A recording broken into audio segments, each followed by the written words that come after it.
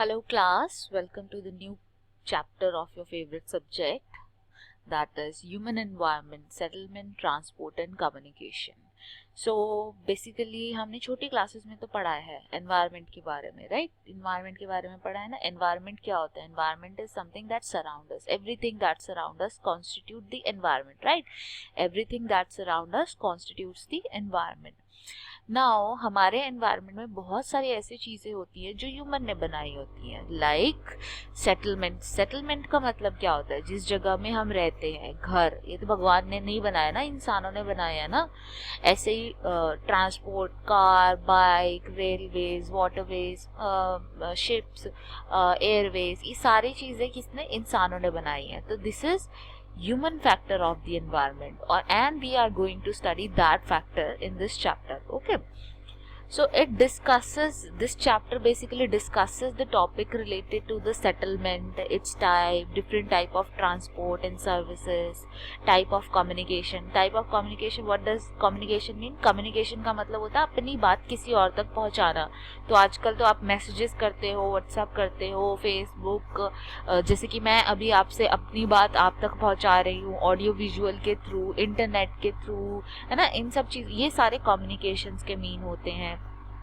Students, you should understand these concepts thoroughly to fetch the good marks in your geography exam. Okay, so let us start with this chapter. Now, settlement. What does settlement mean? So basically, settlement are places where people build their home. Okay, settlement are places where people build their home. Early human being lived on tree and in caves. So settlement,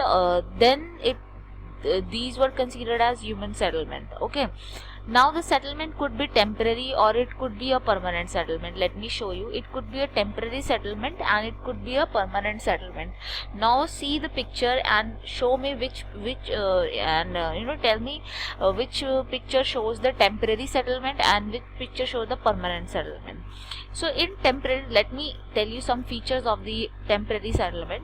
So settlement which are occupied for a short time are called temporary settlement. So settlement which are occupied for a very short time, they are called temporary settlement. People living in deep forest, hot and cold desert, mountain, they build the temporary settlement. Okay, they build the temporary settlement and they move from here from one place to another place. They keep on moving, right? They keep on moving. Like in the 6th class we have learned the chapter hunter gatherers, food hunter and food gatherers, that chapter. Okay, so in that chapter we have read that people used to wander from one place to another place, right, in search of food and in search of shelter, right. So जो ये लोग temporary settlement में रहते हैं, they wander in search of food and shelter, they go from one place to another place, right.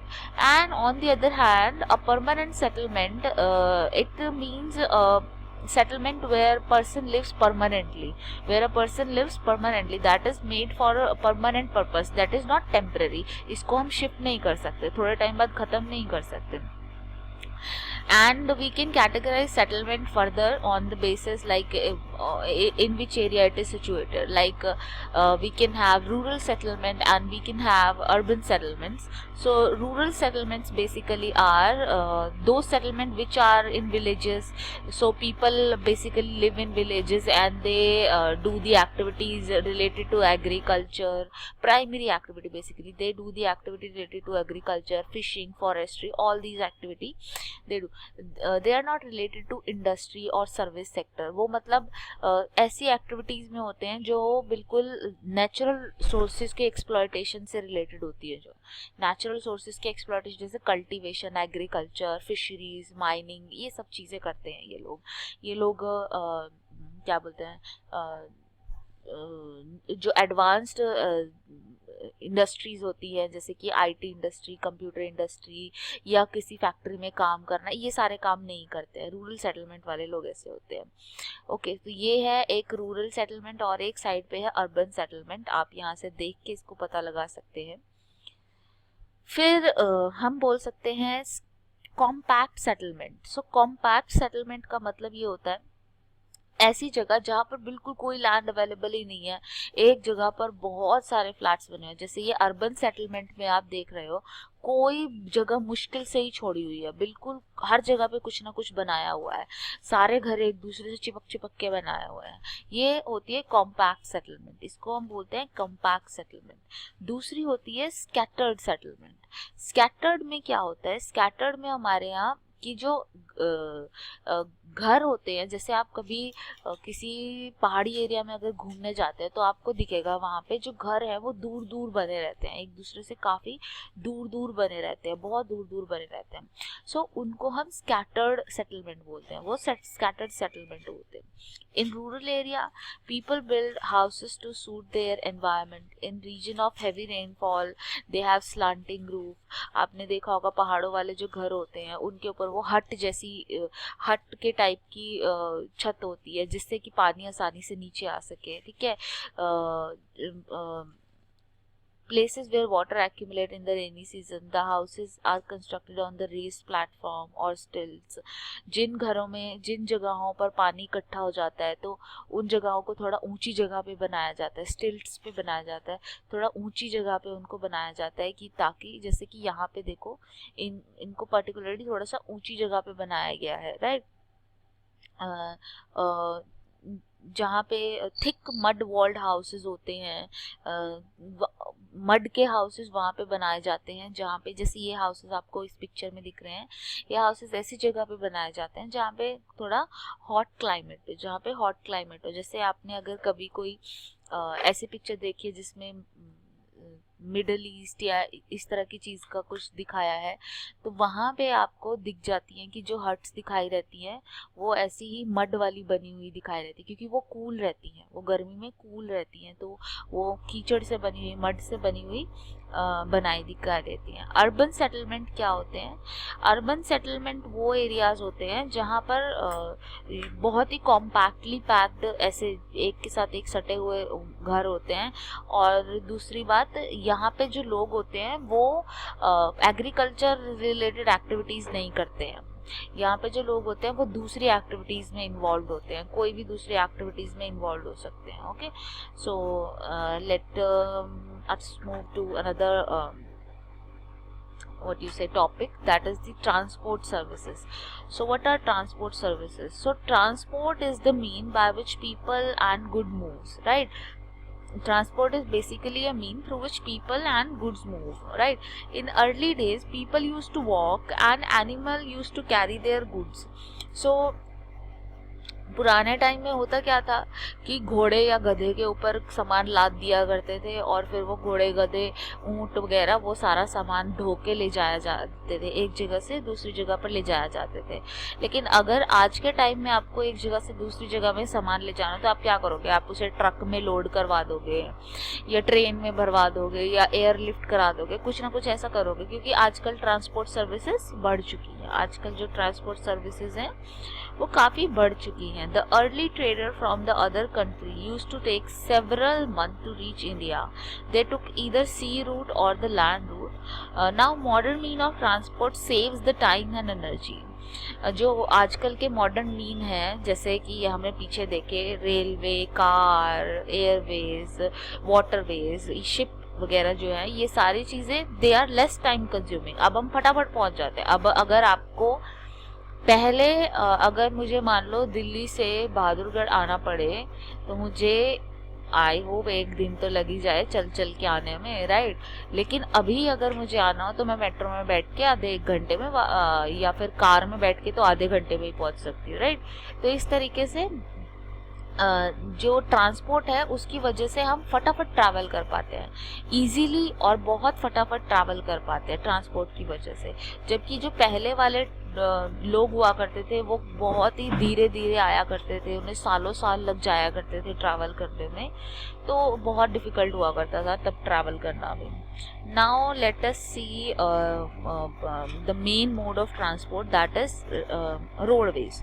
Okay, the most commonly used mean of transport specially for the short distance is roadways, right. Road से ही हम जाते हैं, कहीं पे हमें छोटे मोटे distance पे जाना होता है तो हम रोड के थ्रू ही जाते हैं। जो रोड होते हैं वो दो टाइप के होते हैं, एक तो अच्छे अच्छे से रोड होते हैं जो बिल्कुल स्मूथ होते हैं, जिन पे कोई गड्ढे नहीं होते, उनको हम मेटल रोड बोलते हैं, और जिन पे गड्ढे होते हैं जो कि स्मूथ नहीं होते हैं, बिल्कुल टूटे फूटे होते हैं, तो उनको हम अनमेटल रोड बोलते हैं, वो हमारे अनमेटल रोड बोलते हैं। ओके, सो जो रोड्स हैं इंडिया में बहुत बहुत हाई जगहों पर भी बनाए गए हैं, जैसे कि मनाली लेह का जो हाईवे है, it is the one of the highest roadways in the world. दुनिया में सबसे ऊंचे रोडवेज में से एक रोडवे है ये मनाली लेह का जो रोडवे है, जो रोहतांग वगैरह जो जाते हैं ना, तो वो रोडवे जो है वो दुनिया का सबसे ऊंचे रोडवेज में से एक है।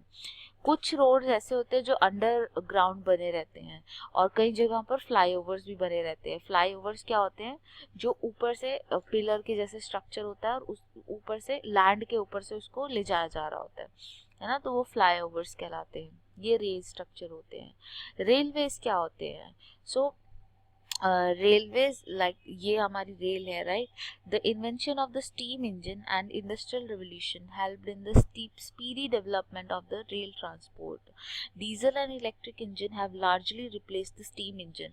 पहले जो रेलवे हुआ करती थी वो स्टीम के ऊपर ऑपरेट हुआ करती थी, स्टीम इंजन उसमें काम किया करता था, बट उसकी जगह हमने बेटर चलने वाले इंजन, जो कि जैसे कि हमारा डीजल इंजन है, हमने वो चलाना स्टार्ट कर दिया, इलेक्ट्रिक इंजन हमने वो चलाना स्टार्ट कर दिया। तो ये सारी चीज़ें चलनी स्टार्ट हो गई है नाउ। जो रेलवे नेटवर्क है वो वेल डेवलप्ड है इंडिया के प्लेन्स पे, हर जगह रेल जाती है, इंडिया को हर जगह से कनेक्ट किया हुआ है रेलवेज ने, और ये काफ़ी सस्ता मीडियम है ट्रांसपोर्ट का, बहुत ही सस्ता और बहुत ही अच्छा मीडियम है, मतलब कंफर्टेबल है। अगर लॉन्ग डिस्टेंस पे आपको जाना है तो काफ़ी कंफर्टेबल भी रहता है आपका रेलवे से ट्रैवल करना। नेक्स्ट है वाटरवेज। जो वाटरवेज होते हैं they are the cheapest for carrying heavy and bulky goods for long distance. अगर बहुत भारी सामान आपको कहीं एक जगह से दूसरी जगह ले जाना है तो बेस्ट वे क्या है? वाटरवेज। वाटरवेज जो है वो बेस्ट वे है किसी सामान को एक जगह से दूसरी जगह पर ले जाने के लिए। दो टाइप के वाटरवेज होते हैं, एक होते हैं इनलैंड वाटरवेज। इनलैंड वाटरवेज का मतलब जो देश के अंदर ही अंदर पानी में घूमते रहते हैं, अंदर ही अंदर घूमते रहते हैं, और दूसरे होते हैं इंटरनेशनल सी वाले, सी ट्रेड रूट्स, जो कि इंटरनेशनली एक देश से दूसरे देश में जो सामान जाता है वो होता है। ओके, तो हमारे यहाँ तो गंगा ब्रह्मपुत्रा रिवर जो देश के अंदर ही है, उसके अंदर अच्छा खासा इनलैंड वाटरवे बना हुआ है। गंगा खुद बहुत बड़ी है, गंगा के अंदर वाटरवे बना हुआ है। तो इस तरीके से वाटरवेज बनाए जाते हैं, राइट। ये है, देखो, जैसे कि ये इस शिप के अंदर, इस बोट के अंदर बहुत सारा सामान रख के ले जाया जा रहा है, एक जगह से दूसरी जगह पर ले जाया जा रहा है। ये बहुत सस्ता पड़ता है, इसमें फ्यूल भी बहुत कम खर्च होता है और इसलिए पॉल्यूशन भी बहुत कम होता है। तो ये बहुत ही इफेक्टिव मीन ऑफ ट्रांसपोर्ट है, ठीक है। सी रूट्स मैंने आपको बताया। सी रूट्स कौन से रूट्स होते हैं? जिन मतलब जो ओशंस के थ्रू एक जगह से दूसरी जगह सामान ले जाया जाता है, एक देश से दूसरे देश के बीच में सामान एक्सचेंज किया जाता है सी रूट्स के थ्रू, जैसे कि New York, Los Angeles, Singapore, Mumbai, ये सारे पोर्ट एरिया है। पोर्ट क्या होते हैं? पोर्ट ऐसी जगह होती है जहाँ पर ये जो जहाज सामान कैरी कर रहे होते हैं वो आके रुकते हैं। पोर्ट ऐसी जगह होती है जहाँ पर ये जहाज जो होते हैं वो आके रुकते हैं वहाँ पे। जिस तरह से रेलवे का एक स्टेशन होता है, रेलवे स्टेशन, बस का एक स्टॉप होता है, बस स्टॉप, राइट।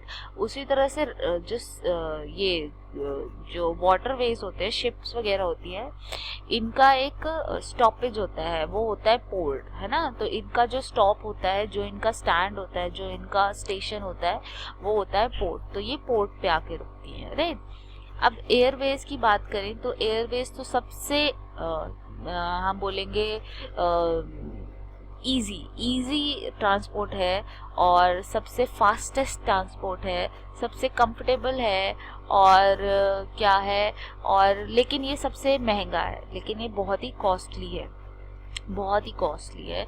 दूसरा जो एयर जो ट्रैवल है वो साफ सुथरे वेदर में ही किया जा सकता है। मतलब अगर फॉगी वेदर है या कुछ बारिश वारिश हो रही है, ऐसा कुछ हो रहा है, तो स्टॉर्म्स वगैरह आ रहे हैं, तो नहीं किया जा सकता, तो बाय एयर ट्रैवल नहीं किया जा सकता। ये ऐसा ट्रांसपोर्ट का मीडियम है जिससे आप किसी भी डिफ़िकल्ट से डिफ़िकल्ट जगह पे बहुत ही आसानी से पहुंच सकते हो। मान लो आपको किसी माउंटेन के टॉप पे पहुंचना है, तो अगर आप रोड से जाओगे, रेल से जाओगे, तो आपको पहले खोदना पड़ेगा, वहाँ पे सड़क बिछानी पड़ेगी, मतलब बहुत ही पैसा खर्च होगा और बहुत ही ज़्यादा एफर्ट्स लगेंगे और फिर जाने में भी बहुत दिक्कत होगी। लेकिन अगर आप सिर्फ प्लेन में बैठे और प्लेन से जाके उस हिल पे उतर गए, तो कितना इजी है, कितना फटाफट से हो गया, राइट। तो एयरवेज बहुत इजी कर देता है बहुत ही डिफ़िकल्ट जगहों पे जहाँ पे हम नहीं पहुँच सकते आसानी से, वहाँ पे हमें आसानी से ये पहुँचा सकते हैं जो एयरवेज होते हैं। Helicopters are extremely useful in most inaccessible area in time of calamities. जब कोई बुरा टाइम आता है, जब कैलेमिटीज़ आती हैं, जब हम रोड्स के थ्रू, रेलवेज के थ्रू नहीं जा सकते किसी जगह पर, तो जैसे कि कहीं पे फ्लड आ गया है या कुछ हो गया है, तो हम वहाँ पे, या आग लग गई है, राइट, तो हम रोड्स के थ्रू आ नहीं जा सकते, तो हम बाय एयर जा सकते हैं और हम ऊपर से पानी गिरा सकते हैं, या ऊपर से मान लो कहीं पे कैलेमिटी आ गई तो ऊपर से सामान गिरा सकते हैं ताकि जो नीचे लोग हैं उनको सामान मिल सके। तो इस तरीके से डिफ़िकल्ट जो कंडीशंस होती हैं वहाँ पे ये काफ़ी काम आते हैं। ये हमारे एयरवेज की लाइन, मतलब एक एग्जांपल जेट एयरवेज जो दिखा रखा है। सो आज के लेक्चर में इतना ही। नेक्स्ट में हम कम्युनिकेशन के बारे में जानेंगे और कुछ और चीज़ों के बारे में जानेंगे। Thank you so much.